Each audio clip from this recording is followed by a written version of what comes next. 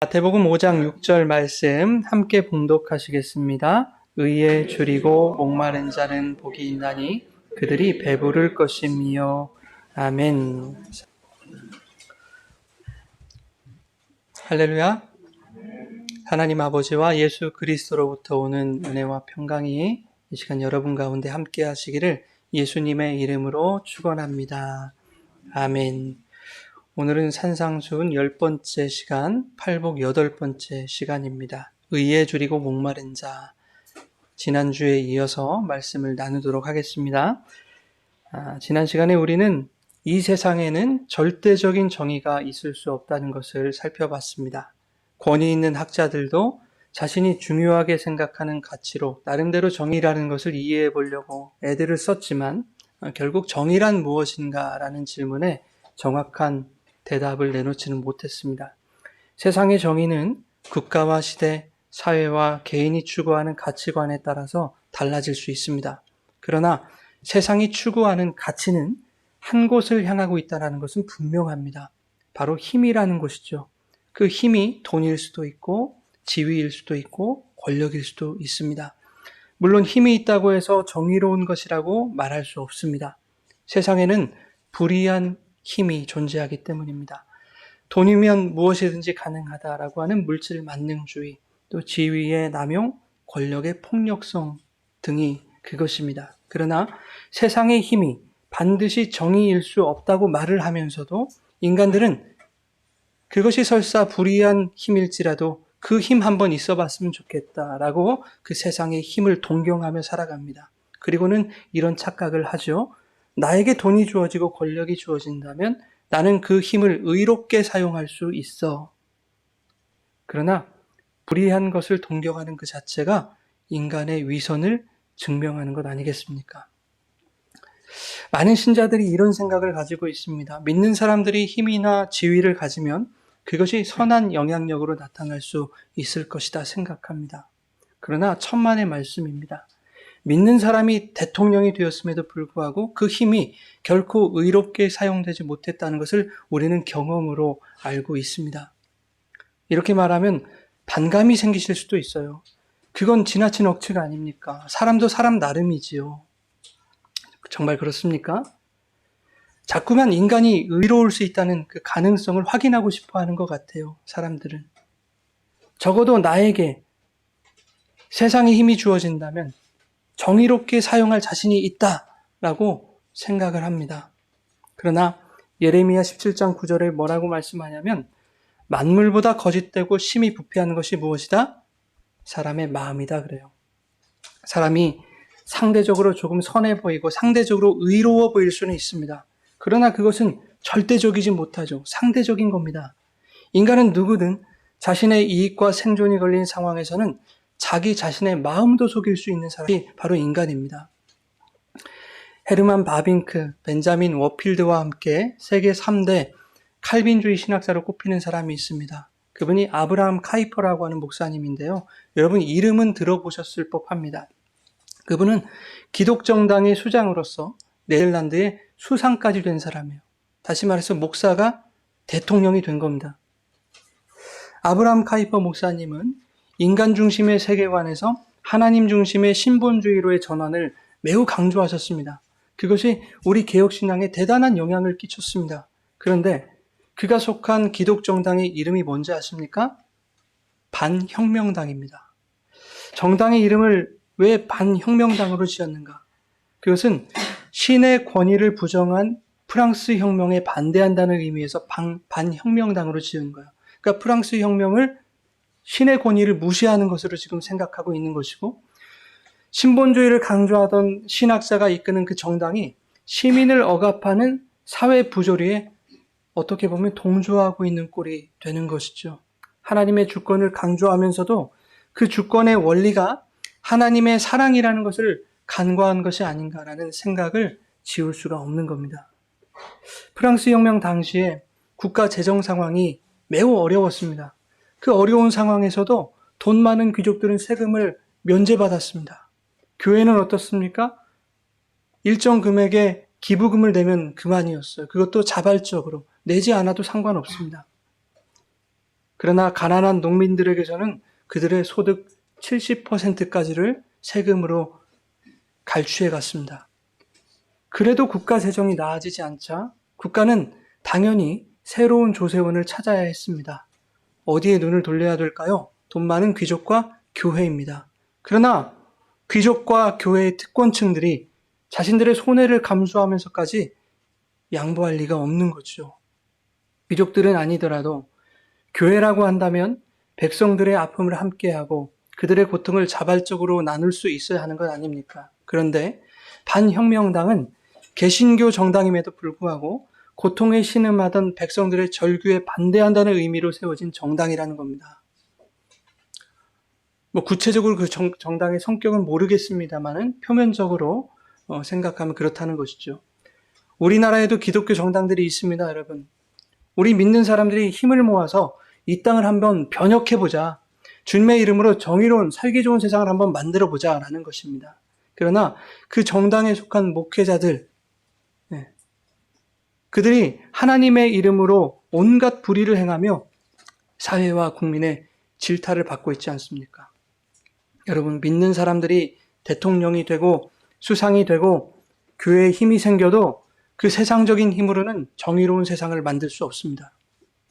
교회에 힘이 주어지면 교회도 그 힘을 가지고 나와 반대되는 세력을 척결하는데 그 힘을 사용합니다. 그래서 중세 때 종교라는 이름으로 얼마나 많은 사람이 죽었습니까? 역사적으로 교회에 힘이 생기면 늘 거기에는 부정과 부패가 일어납니다. 오늘날도 보십시오. 교회가 커지고 영향력이 생기면 교회 내부적으로 외부적으로 반드시 문제가 생깁니다. 교회 안에 누가 있기 때문에? 인간이 있기 때문입니다. 그 인간들은 교회에 부여된 힘을 나의 권력으로 챙기기 위해서 애들을 쓰는 거예요.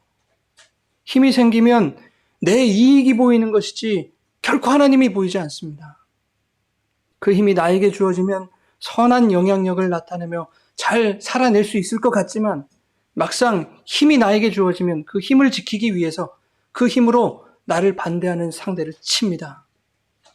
교회가 세상의 힘을 추구하는 집단이 맞다면 예수님은 십자가에서 힘없이 죽임당하지 않으셨을 거예요. 오히려 로마에 압제당하는 백성의 고통과 백성의 신음을 무시하고 로마의 눈치나 슬슬 살피면서 그들에게 빌부터 먹었던 종교 지도자들을 지지하며 그들의 기득권을 주님이 옹호하셨을 겁니다. 그러나 주님은 민족의 고통과 시대의 아픔, 사회적 불의와 백성의 신음을 외면하지 않으시고 십자가에서 자신의 모든 것을 쏟아내셨습니다. 그러니 주님의 정의는 세상의 힘을 가지는 것이 아니라 세상의 힘을 거부하며 자신을 내어주는 것입니다. 그런데 그렇게 하셨음에도 불구하고 우리가 아는 정의로운 세상이 되지 않았습니다. 예수님이 십자가에서 자기를 다 내어주셨어도 우리가 생각하는 그런 정의로운 세상이 되지 않았어요. 예수님 그 당시에도 제자들이 살아가던 그 당시에도 마찬가지입니다. 예수님이 승천하신 이후에 본격적으로 믿는 자들에 대한 박해가 시작돼요. AD 70년에는 여러분 잘 아시는 대로 로마에 의해서 예루살렘 멸망당합니다. 즉 주님의 근본적인 정의는 보다 깨끗한 세상, 살기 좋은 세상 만드는 것이 아니었단 말이죠. 눈에 보여지는 것이 아니었단 말입니다. 아브라함 카이퍼가 네덜란드의 수상일 때 여당 강요들이 다 목사님들이었습니다. 보수 기독교 목사님들. 그러면 그 나라가 하나님 보시기에 좋은 나라가 되어야 합니다. 정의로운 나라가 되어야 합니다. 왜? 목사님들이 다 잡고 있으니까 힘을. 그러나 그 당시에 어떤 일이 일어납니까? 동성애 결혼이 승인되고 포르노가 성행했고 마약이 합법화되더라 하는 겁니다. 종교가 세상적인 힘을 가져도 그 힘으로는 정의로운 세상이 만들어지질 않습니다. 성도는 세상의 힘을 추구하던 옛 자아의 습관, 습성을 포기하고 예수님처럼 나를 내어주는 삶을 살아가기를 애써야 하는 것입니다. 예수님이 나를 따라오라고 말씀하셨기 때문에 우리는 주님이 가신 십자가의 길을 따라가야 하는 것입니다. 그 길에 때로는 모진 핍박과 손가락질이 가해지더라도 포기하지 않고 끝까지 그 길을 따라 걸어가면 거기에는 반드시 승리가 있고 영생이 있는 거예요. 그 영생의 길을 가게 하시는 것이 주님의 의로우심이 목적하는 것이다 라는 것입니다. 그래서 지난 시간에 하나님의 의는 생명 살리고 구원하는 일과 관련되어 있다고 말씀을 드린 것입니다.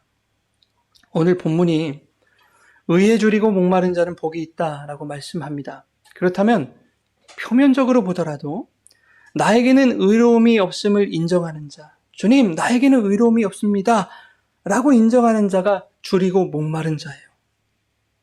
성도들이 신앙의 힘과 능력을 키우는 것을 의로운 것으로 생각한다면 그것은 마치 세상의 힘을 추구하여 그 힘으로 정의로운 세상을 만들어 보겠다는 것과 다르지 않습니다. 세상의 힘이 아무리 주어져도 그 힘으로는 정의로운 세상을 만들 수 없다니까요, 여러분. 열심히 교회 다니고 봉사해서 내 노력과 내 힘으로 이루어져 보겠다는 것은 의의 가능성이 여전히 나에게 있다고, 자신에게 있다고 여기는 것이기 때문에 그는 의에 줄이고 목마른 자일 수가 없는 것입니다. 성경은 세상에 의로운 자는 하나도 없다고 우리에게 분명히 말씀하죠. 우리 전도서 7장 20절 말씀인데요. 같이 읽겠습니다. 선을 행하고 전혀 죄를 범하지 아니하는 의인은 세상에 없기 때문이로다. 로마서 3장 10절입니다. 네, 아멘. 성경이 왜 이 세상에 의인이 하나도 없다고 말씀할까요? 이 의라는 것은 인간에게서 나올 수 있는 속성이 아니기 때문입니다. 로마서 1장 17절에 뭐라고 하시죠? 복음에는 누구의 의가 나타나서? 하나님의 의가 나타나서 믿음으로 믿음에 이르게 한다. 빌립보서 3장 9절 함께 보겠습니다. 그 안에서 발견되려 함이니 오직 그리스도를 믿음으로 말미암은 것이니 곧 믿음으로 하나님께로부터 난 의라. 아멘. 의는 율법에서 난 것이 아니라 하나님께로부터 난 것이다. 로마서 3장 21절부터 24절까지 같이 읽겠습니다. 율법 외에 하나님의 한 의가 나타났으니 율법과 선지자들에게 증거를 받은 것이라. 곧 예수 그리스도를 믿음으로 말미암아 모든 믿는 자에게 미치는 하나님의 의인이 차별이 없느니라. 모든 사람이 죄를 범하였음에 하나님의 영광에 이르지 못하더니 그리스도 예수 안에 있는 속량으로 말미암아 하나님의 은혜로 값없이 의롭다 하심을 얻은 자 되었느니라. 아멘. 율법 외에 하나님의 한 의가 나타났어요. 하나님의 의입니다.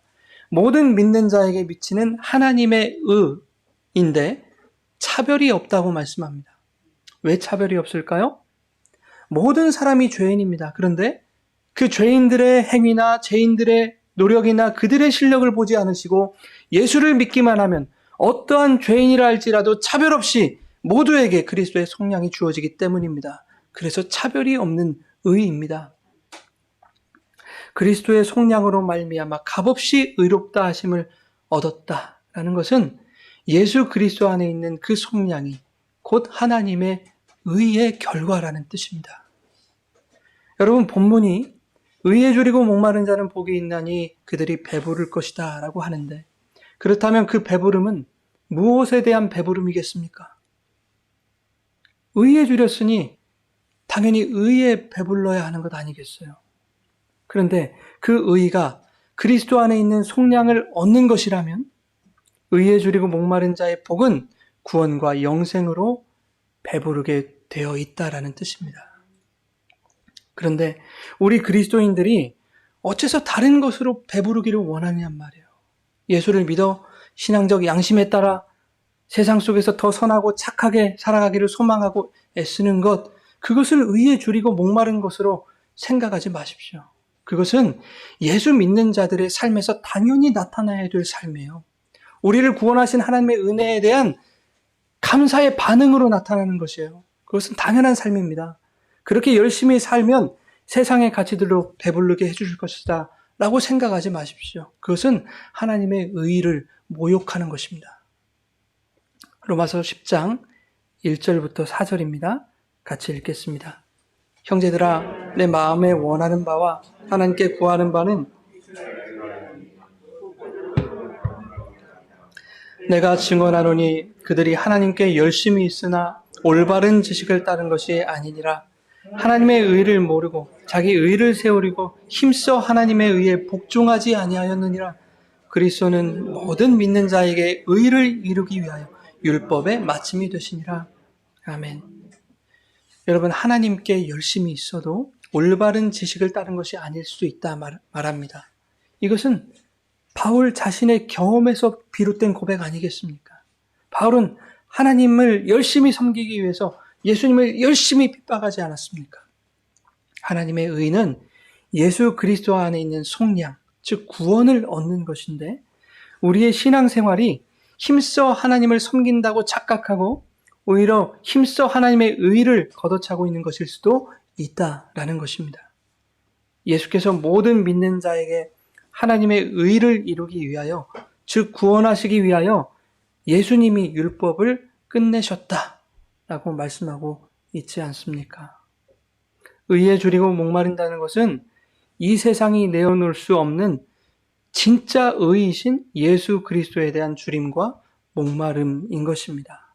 예수님이 갈급한 것, 그게 의에 줄이고 목마른 상태예요. 여러분, 예수님이 공생의 사역을 열심히 하시다가 느닷없이 제자들을 산 위로 부르셔서 팔복을 지금 말씀하시는 이유는 뭡니까? 무리의 반응을 보고 있자니 예수님이 의도하신 것과는 전혀 다른 상황으로 흘러가고 있는 거예요. 당시 이스라엘은 로마의 식민 통치를 받고 있었던 시기입니다.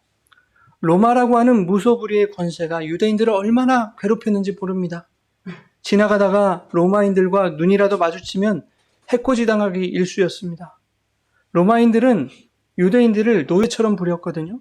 지나가다가 자기 짐 좀 들어라 하면 짐도 들어줘야 했고, 또 너 이 옷 좀 벗어 그러면 옷도 벗어줘야 됐습니다. 로마 정부는 백성들에게 과도한 세금을 징수했고, 또 로마 황제는 어떻게 하면 더 뜯어낼까를 궁리했습니다. 그래서 마리아가 예수님 잉태했을 때 가이사가 호적을 명하잖아요. 그래서 유대 남자들이 다 고향으로 돌아가서 호적을 등록합니다. 이것도 세금 뜯어먹으려고 인구조사한 것이죠. 이렇게 유대인들은 가난과 고난에 찌든 불의한 세상을 살아가고 있었습니다. 도무지 그들의 현실에서는 정의로운 세상을 기대할 수 없는 거예요. 배고픔과 헐벗음에 줄이고 목말랐던 백성들이 기대할 수 있었던 건 뭘까요, 여러분? 오직 메시아밖에 없어요. 그래서 백성들은 어서 빨리 그 메시아가 오셔서 이 지독한 가난과 배고픔, 압제와 고통에서 우리를 해방시켜 줄 것을 기다리고 고대했을 것이다 하는 겁니다. 그런데 어떤 범상치 않은 인물이 바로 예수님이 나타나시더니 병도 고치고 귀신도 쫓고 기적을 일으키고 다니니까 그 주위에 사람들이 몰릴 수밖에 없는 겁니다. 우리는 그 예수님을 보면서 어떤 기대를 가졌을까요? 이분이 바로 우리가 그토록 기다렸던 그 메시아일 것이다라고 기대를 했던 거예요. 로마의 압제와 지긋지긋한 가난에서, 헐벗음과 배고픔에서 우리를 해방시켜 줄 수 있는 메시아가 바로 이 예수구나 라고 그들은 생각했을 겁니다. 그런 자들에게 예수님이 찬물을 끼얹고 있는 것이 팔복의 내용 아니겠습니까? 안 그래도 충분히 힘든 자들에게 가난하고 줄이고 목마른 그 사람이 이미 복되다 말씀하시는 거예요. 그런데 의에 줄이고 목말라야 된다는 겁니다. 너희처럼 살기 좋은 세상이 되는 것을 기대하는, 세상의 힘에 줄인 상태가 아니라 이 세상에는 의로움이라는 것이 없음을 깨닫고 이 땅에 진짜 의로우신 나 예수 그리스도의 줄이고 목마른 자들이 복이 있다라는 거예요.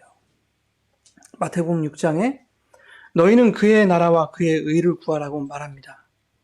주님은 그의 나라, 그 천국과 그의 의를 같은 개념으로 묶어서 지금 설명하고 계세요. 하나님의 나라는 뭡니까, 여러분? 누구세요? 하나님의 나라는 예수님이잖아요. 예수님이 천국이고. 그리고 하나님의 의는 뭐라고 했습니까? 예수 그리스도를 통한 구원이잖아요. 그죠? 살리는 것. 그의 나라와 그의 의를 구하라는 것의 의미가 이렇게 분명하다고요. 구하라, 찾으라, 두드리라. 뭐 구하라고 하신 겁니까, 여러분? 구하는 자에게 성령을 주시지 않겠느냐 그러잖아요. 성령 구하라는 거였어요.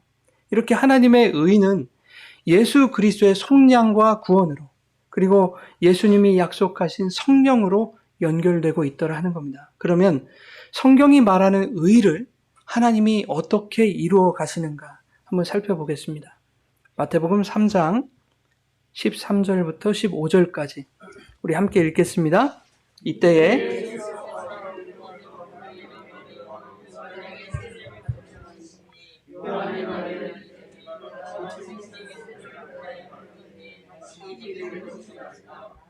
예수께서 대답하여 이르시되 이제 허락하라. 우리가 이와 같이 하여 모든 의를 이루는 것이 합당하리라 하시니 이에 요한이 허락하는지라. 아멘. 자, 세례 요한이 베푸는 세례는 무슨 세례였어요, 여러분?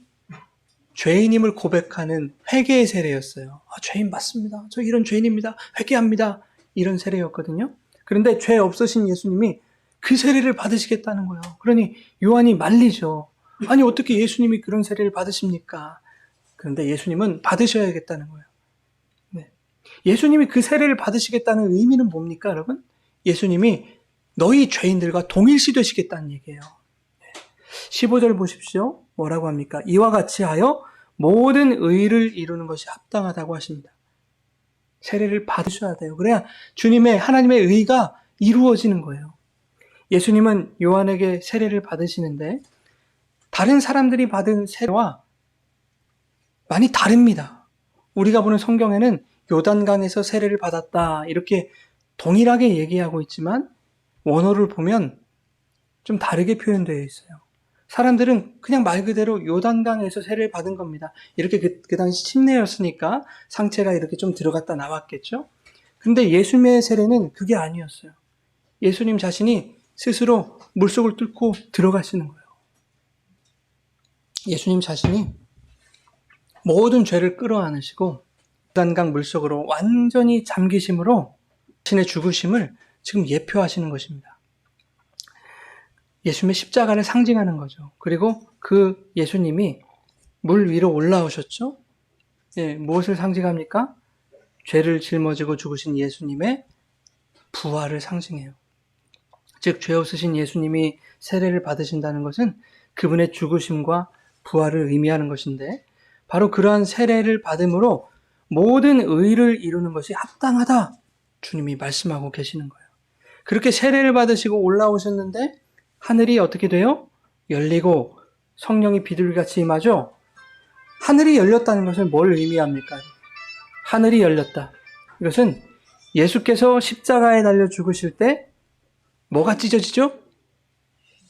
휘장이 위에서부터 아래로 갈라지는 그 사건을 미리 보여주시는 거예요.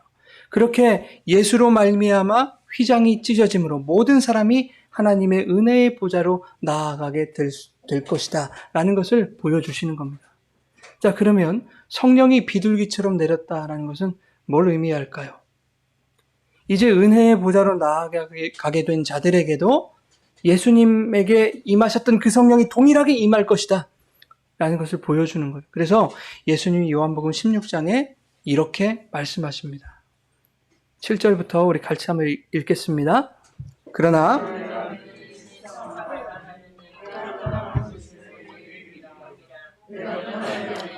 보혜사가 너희에게로 오시지 아니할 것이요 가면 내가 그를 너희에게로 보내리니 그가 와서 죄에 대하여 의에 대하여 심판에 대하여 세상을 책망하시리라.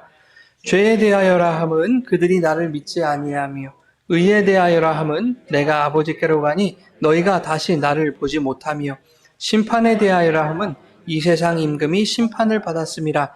그러나 진리의 성령이 오시면 그가 너희를 모든 진리 가운데로 인도하시리니 그가 스스로 말하지 않고 오직 들은 것을 말하며 장래일을 너희에게 알리시리라. 아멘.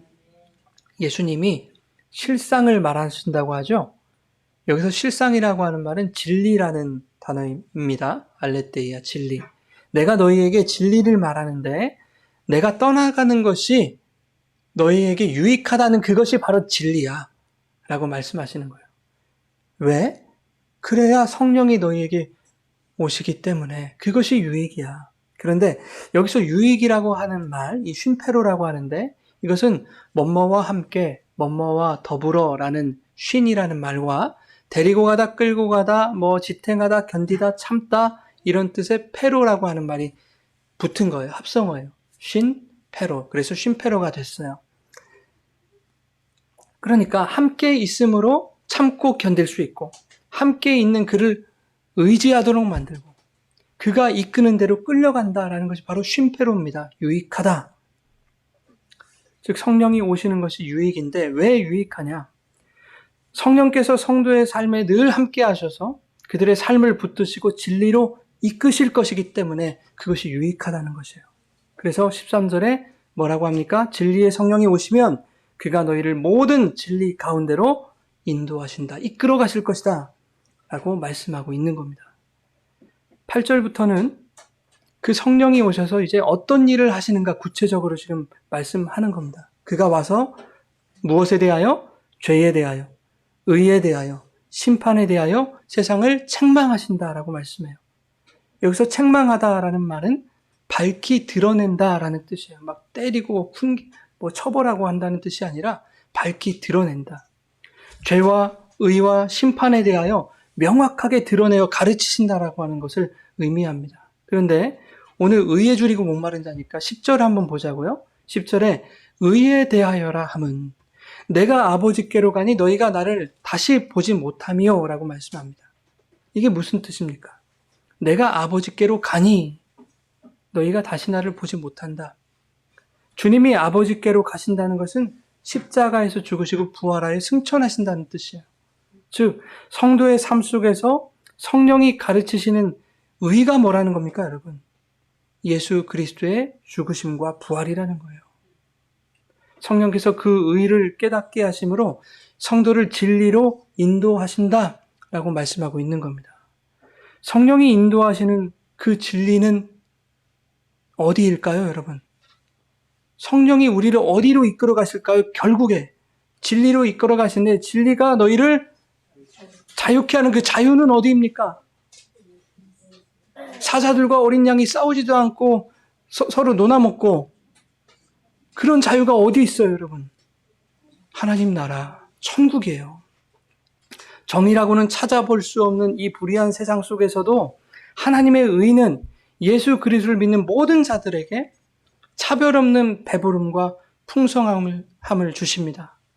마태복음 20장에 포도원 품꾼의 비유에서 이른 아침에 주인이 장터에 나가잖아요. 그래서 포도원 주인이 일꾼들하고 약속을 하죠. 한 데나리온 주겠다. 포도원 들어가라. 주인이 오전 9시에 장터에 나가보니까 노는 사람들이 있는 거예요. 보통 인력사무소 앞에는 9시 되면 사람이 없어요. 그죠? 6시만 돼도 다 일감을 찾아가지 않습니까? 근데 9시가 됐는데도 노는 사람이 있는 거예요. 일꾼들은 그날 벌어야 온 가족이 하루를 먹는 사람들 아닙니까? 근데 일감을 아직 찾지 못했던 그들이 너무 측은하게 보이셨는지 이 주인이 포도원에 들어가라고 합니다. 주인은 정오에도 오후 3시에도 오후 5시에도 나와요. 그래서 선택받지 못한 품꾼들을 포도원으로 들여보냅니다. 드디어 정산할 시간이 돌아왔습니다. 주인은 오후 5시에 포도원에 들어간 사람에게 한 데나리온을 정산해 주는 거예요. 그러자 그보다 일찍 들어온 사람들이 있을 거 아닙니까? 그들이 기대를 갖겠죠? 야, 오후 5시에 들어온 사람 1시간 일했는데 한 데나리온 받았으면 나는 얼마냐? 계산하고 있었을 겁니다. 그런데 이게 웬일입니까? 주인은 모두에게 똑같이 한 데나리온을 주시는 거예요. 일찍 온 사람들이 당연히 원망하죠. 이건 불의합니다. 이건 부당합니다. 이건 불공평합니다. 1시간밖에 일하지 않은 사람이 어떻게 우리와 똑같은 돈을 받을 수 있단 말입니까? 이것은 의로운 것이 아닙니다. 어떻게 그들과 우리를 똑같이 대우합니까? 당신의 처사는 불의합니다. 라는 것이죠. 이에 주인이 말합니다. 내가 너에게 잘못한 것이 없다. 나의 선함을 네가 악하게 보느냐? 내 것을 가지고 내 뜻대로 할 것이 아니냐? 이 사람에게 너와 똑같이 주는 것이 내 뜻이다. 네가 나와 한 데나리온으로 약속하지 않았느냐? 이렇게 말씀합니다. 여러분, 주인의 선함은 뭡니까? 포도원으로 부름받은 모든 자에게 차별이 없다는 게 주인의 선함입니다. 얼마를 주느냐가 아니에요. 선택받은 자들에게 자신이 가진 것을 자신의 뜻대로 차별 없이 주는 것이 주인의 선함이에요. 세상은 1시간 일한 사람과 9시간 일한 사람에게 똑같이 임금을 주는 것을 불이하다고 얘기합니다. 그것을 차별이라고 얘기해요. 그러나 주인은 약속대로 주었으니, 아니 약속을 주었으니 그것은 차별이 아니라고 말씀합니다. 주인은 한 데나리온을 약속했거든요. 새벽에 처음 포도원을 불려간 사람들 한 데나리온 약속했어요. 그런데 마태복음 20장 4절에 그 이후에 포도원에 들어간 사람들이 이렇게 말씀하십니다. 그들에게 이르되 너희도 포도원에 들어가라. 내가 너희에게 상당하게 주리라. 그러셨어요. 결과적으로 모든 사람에게 한 데나리온을 주셨다면 처음에 한 데나리온을 주겠다 약속하신 것과 상당하게 주시겠다는 말씀은 똑같은 의미인 거예요. 그죠? 여기서 상당하다라는 말은 디카이오스라는 말이에요. 의로운이란 뜻이에요. 의로운. 근데 하나님의 의를 말하는 의라는 단어가 디카이오스네입니다. 의로운 디카이오스. 의 디카이오스네. 이 단어들이 어디서 왔는가 보면 옳음, 공의, 정의라는 뜻의 디케라는 말에서 왔어요. 그러므로 포도원 품꾼의 비유는 일 많이 한 사람과 일 적게 한 사람을 똑같이 대우하는 것이 사랑이고 의로운 것이다 라는 것을 말하는 게 아니에요. 초점은 거기에 있는 게 아니에요. 주인이 너무 착해가지고 모두에게 막 똑같이 이렇게 나눠줬다. 일 한 사람, 1시간 일한 사람에게도 동일한 것으로 막 줬다. 그렇게 후하더라. 그런 것을 말하는 게 아닙니다. 물론 다 하루 벌어서 하루 먹고 사는 처지에 동병상련의 마음으로 서로가 서로를 배려해 줄 수 있으면 얼마나 좋습니까? 그러나 세상에는 그것을 의로 받아들일 수 있는 인간이 한 사람도 없어요, 여러분. 티끌만큼도 불평이 없을 수 없습니다, 인간은. 그래, 내가 포기하지 라고 마음을 먹어도 그 안에 불평이 있다니까요. 포도원 주인이 모두에게 똑같이 한 데나리온을 준다는 것은 주인의 선택을 받은 자라면 누구에게든지 약속하신 하나님의 차별 없는 의를 주신다는 것을 말씀하고 있는 거예요. 바로 예수 그리스도로 말미암는 그 구원이 차별 없는 하나님의 의, 약속이라는 거예요. 그 약속이 주어질 때에만 1시간 일한 자도 9시간 일한 자도 똑같이 배부를 수 있다라는 것을 말씀합니다. 하나님의 그 의, 그 약속이 주어질 때에라야 모든 사람이 배부를 수 있다. 교회를 하루 다녔거나 50년을 다녔거나 하나님의 의가 약속된 자녀들에게는 천국의 풍성함이 동일하게 주어지는 겁니다. 하나님은 당신의 선택을 받은 백성들이 이 세상을 살아갈 때 하나님이 약속하신 그 의로서 배부르기를 원하시는 거예요. 예수 그리스도와 그가 보내신 성령으로 배부르기를 원하시는 겁니다. 의에 줄이고 목마른 자의 복이 배부름이라면 하나님은 줄이고 목마른 자들에게 의로 배부르게 하실 겁니다, 여러분. 그러니 다른 걸 기대하지 마십시오. 다른 걸로 배불러지지를 않습니다. 제가 콜라를 좋아하거든요. 목이 마를 때는, 정말 목이 마를 때는 콜라 안 마십니다. 그게 자극적이고 달고 제가 아무리 좋아해도 콜라 마시면 더 갈증이 생기거든요. 목이 마를 때는 물이 필요합니다. 배고플 때 물 줘보십시오. 헛배부르죠. 또 배고픕니다. 배고플 때는 양식이 필요합니다. 진정한 배부름은 하나님의 의에서 나오는 거예요. 다른 것이 우리를 배부르게 할 수 없어요.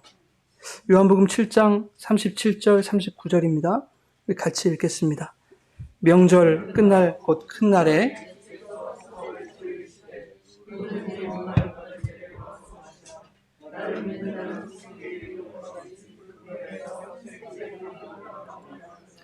이는 그를 믿는 자들이 받을 성령을 가리켜 말씀하시는 것이라. 예수께서 아직 영광을 받지 않으셨으므로 성령이 아직 그들에게 계시지 아니하시더라. 아멘. 자, 목마른 자는 누구에게 가서 마셔야 됩니까, 여러분? 예수님에게 가서 마셔야죠. 그런데 요한복음 4장의 수가성 여인, 그 물이 필요한 여인은 어디로 나아갔습니까? 우물로 나아갔는데 진짜 샘물은 누구였어요? 예수님이죠. 수가성 여인이 영원히 목마르지 않는 그 샘물을 만난 거예요. 그 샘물은 어떤 샘물이었습니까? 영생하도록 솟아나는 샘물, 예수 그리스도.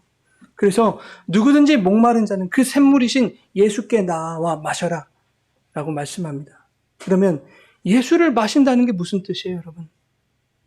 오늘 말씀이 얘기하고 있죠? 38절에 나를 믿는 자는, 예수를 마신다는 건 예수를 믿는 거예요. 나를 믿는 자는 그 배에서 생수의 강이 흘러나오리라. 믿는 자 안에 샘물이신 예수님이 장막을 치고 들어가 계세요. 여러분 기억하십니까? 요한복음 1장 14절에 말씀이 육신되어 우리 가운데 거하심에, 그 거하시다는 말은 장막을 치셨다, 우리 안에서. 예수님이. 그래서 예수를 믿는 자들은 그들 안에 샘물이신 예수님이 장막을 치고 있으니 생수의 강이 날마다 흘러넘쳐요. 그런데 39절에 그 생수의 강이 누구라고 말씀합니까? 믿는 자들이 받을 성령이다. 하나님의 의는 영생하도록 솟아나는 샘물이신 예수 그리스도요, 생수의 강이신 성령인 것입니다. 그래서 주님은 우리에게 성령을 구하라고 말씀하시지 않습니까? 구하는 자에게 성령을 주시지 않겠느냐? 그 성령이 우리를 어디로 인도한다고 말씀합니까? 진리로 인도하더라. 진리는 우리의 영혼을 자유케 하는 하나님 나라더라. 그 하나님의 나라는 무엇으로 통치되는가? 세상의 힘인가? 아니다. 하나님의 말씀으로 통치하는 나라이지요. 말씀의 능력으로 다스리는 그 나라에는 결코 주림과 목마름이 없다. 우리가 불의한 이 세상을 살아가고 있지만 주님의 말씀이 우리를 다스리실 때 세상의 현실이 정말 개떡 같아도 우리는 배부른 삶을 살고 있는 거예요, 여러분. 세상이 불의해도 우리는 하나님의 의로운 힘에 붙들려서 지금 천국을 살아가고 있는 거예요. 드문드문 우리가 죄도 짓고 천국에서 멀어져가는 그런 모습들도 보이지만 우리는 날마다 성령에 의해서 천국을 경험하고 있는 삶을 살아가는 거예요. 그렇게 이 세상에서 천국의 삶을 예행 연습하다가 때가 차면 완성된 천국이 우리 앞에 가시적으로 나타나게 될 것입니다. 계시록 7장 16절, 17절 읽고 정리하겠습니다. 그러므로 그들이 하나님의 보좌 앞에 있고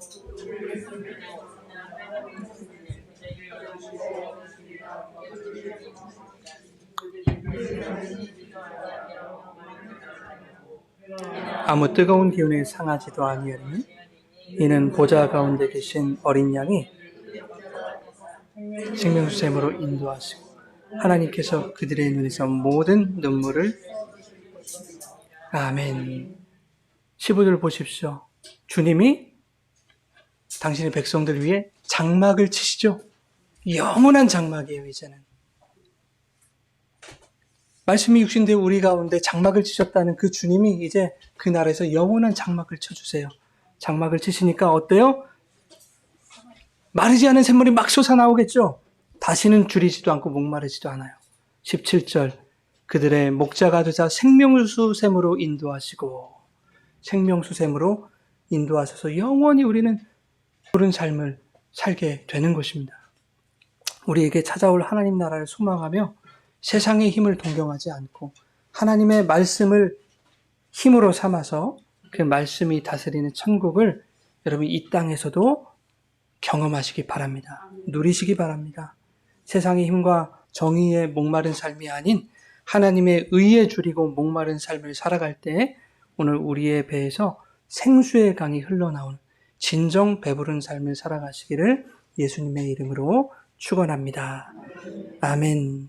우리 같이